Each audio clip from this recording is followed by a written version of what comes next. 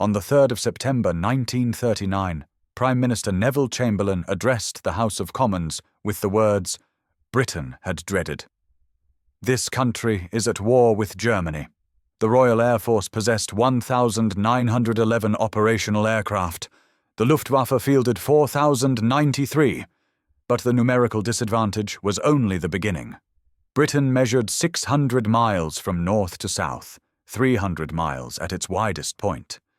An enemy bomber crossing the Channel at 200 miles per hour would reach London in 20 minutes. The mathematics of defense were brutal. Too many targets, too few fighters, insufficient warning time. Visual observation posts ringing the coast could spot incoming raids perhaps 10 minutes before arrival. 10 minutes to scramble fighters, climb to altitude, and intercept. The numbers didn't work. The deeper crisis lay in strategic geometry. Germany possessed depth, hundreds of miles of territory between border and industrial heartland. Britain had none. Every factory, every port, every city sat within easy reach of German bombers. A defensive strategy built on visual spotting meant fighters would be perpetually late, arriving after bombs had fallen. The Air Ministry calculated they needed 30 minutes warning minimum to mount effective interceptions. Visual observation provided half that time at best, and visual observation failed completely in darkness, fog, or clouds. The English Channel offered no protection whatsoever if defenders couldn't see attackers coming. Britain had no solution to this fundamental problem. France relied on the Maginot Line and territorial depth. Germany had begun developing acoustic detection systems. The Soviet Union maintained vast distances between borders and vital centers. Britain possessed only water and hope. Air Chief Marshal Hugh Dowding, commanding Fighter Command, faced impossible mathematics. Defend an entire island nation with limited fighters against an enemy that could choose any target, any time, approaching from any direction. Without advance warning, without the ability to position fighters beforehand, the Luftwaffe would bleed Britain white through simple arithmetic. The problem had haunted British defence planners since the early 1930s. Stanley Baldwin told Parliament in 1932, "The bomber will always get through." He was stating observed reality. Detection technology lagged hopelessly behind aviation.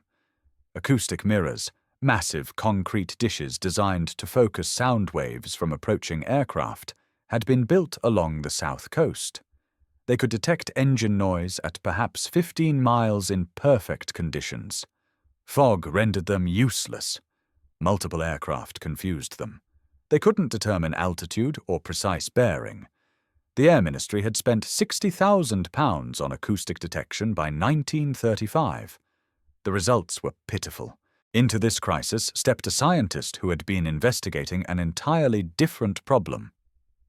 Robert Watson Watt, born in 1892 in Brecon, Scotland, descended from James Watt, the steam engine pioneer. He had studied electrical engineering at University College Dundee, graduating in 1912. His early career focused on meteorology. The Met Office hired him in 1915 to investigate thunderstorms, specifically how lightning interfered with military communications. Watson Watt became fascinated by radio waves and their interactions with atmospheric phenomena. He developed cathode ray direction finding equipment to locate thunderstorms by their radio emissions. He wasn't thinking about aircraft, he was tracking weather. By 1935, Watson Watt directed the radio research station at Slough. His team investigated radio propagation, ionospheric physics, and atmospheric electricity. That January, the Air Ministry contacted him with a peculiar request. H.E. Wimperis, Director of Scientific Research, had received numerous letters claiming radio waves could be weaponized, a death ray to destroy enemy aircraft.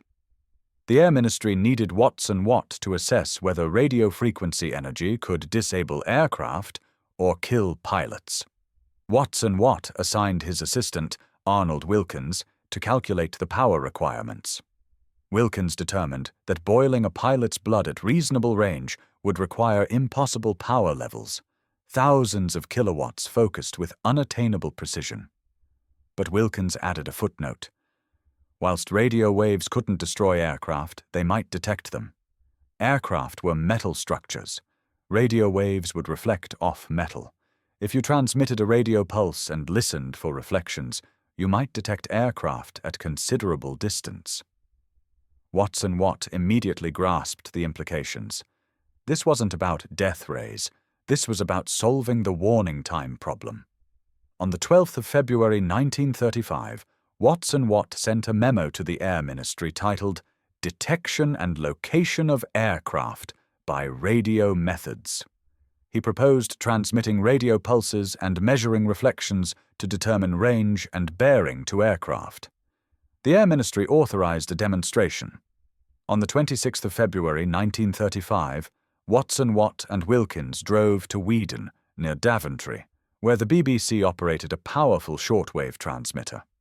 They parked a receiver van several miles away and asked the RAF to fly a Hayford bomber back and forth through the BBC's transmission beam. Arnold Wilkins watched the cathode ray oscilloscope.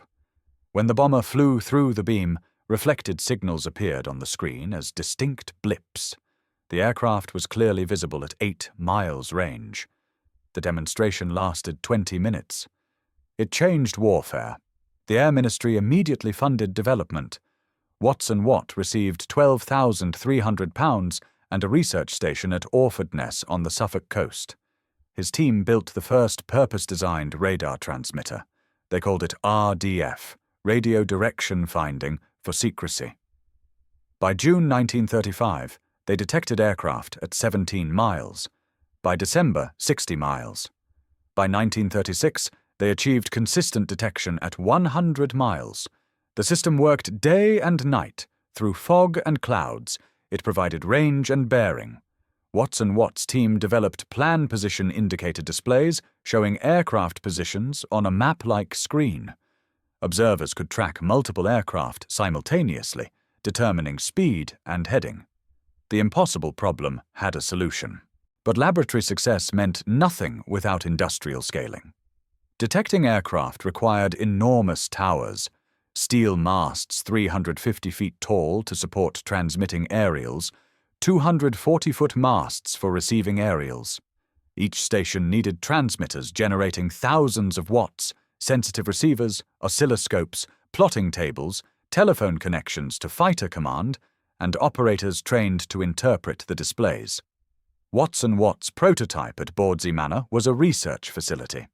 Britain needed a defensive network covering the entire coast from Southampton to Scapa Flow. The Air Ministry ordered construction of 20 stations by 1938. The network was called Chain Home. Building Chain Home meant industrializing a technology that barely existed.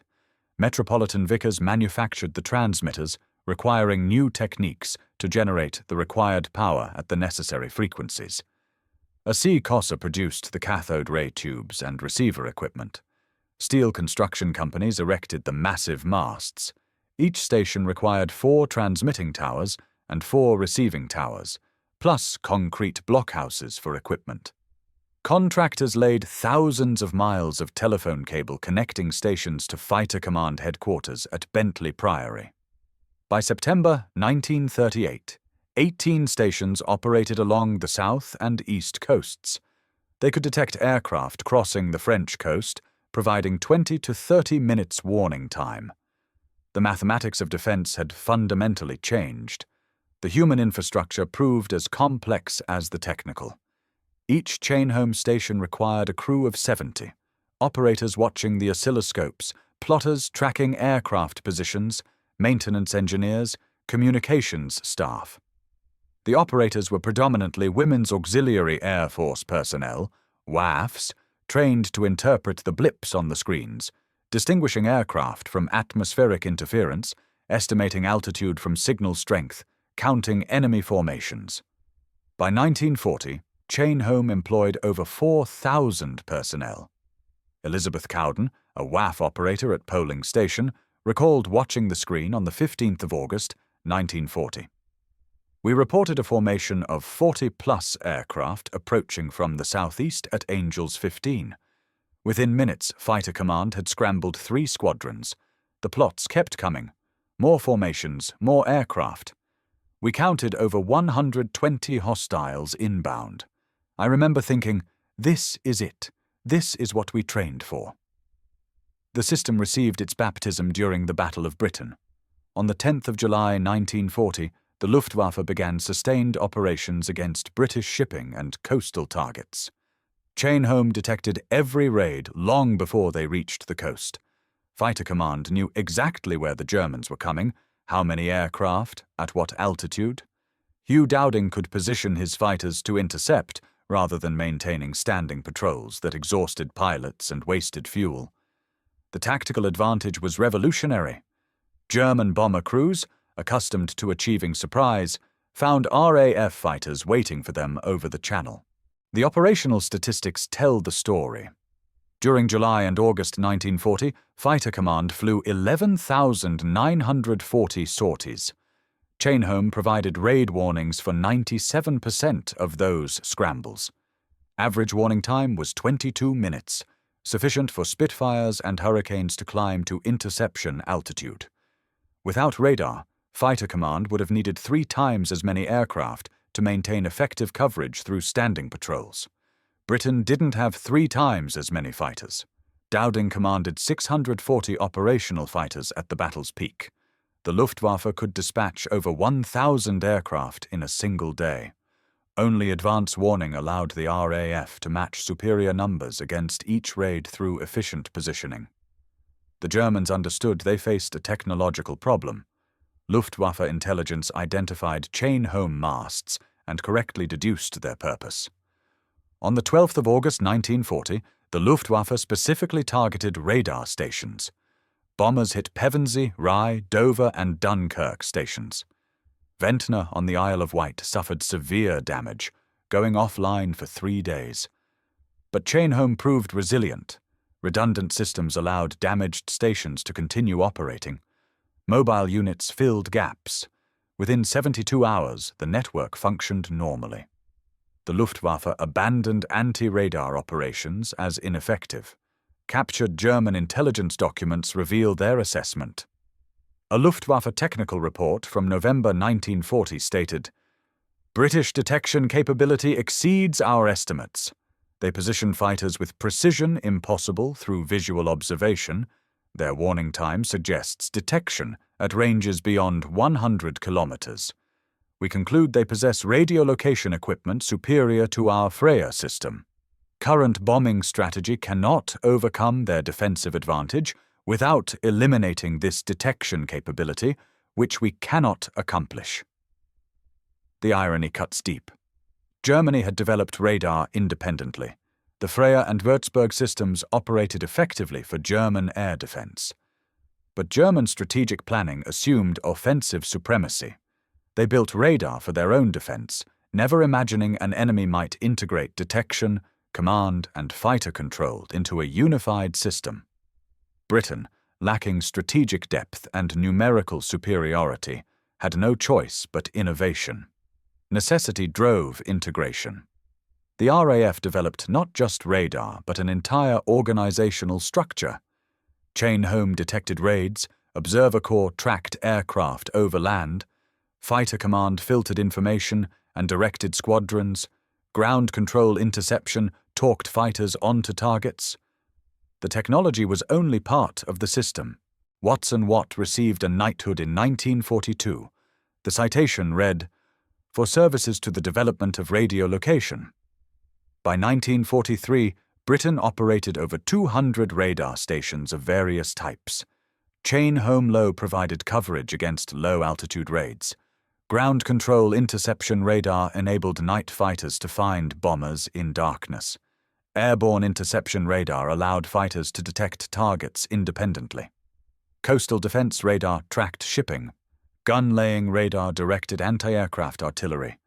Britain had transformed from a nation with no detection capability to the world's leader in radar technology within 8 years. The industrial scaling was extraordinary. Radar equipment production grew from experimental quantities in 1935 to mass manufacture by 1941.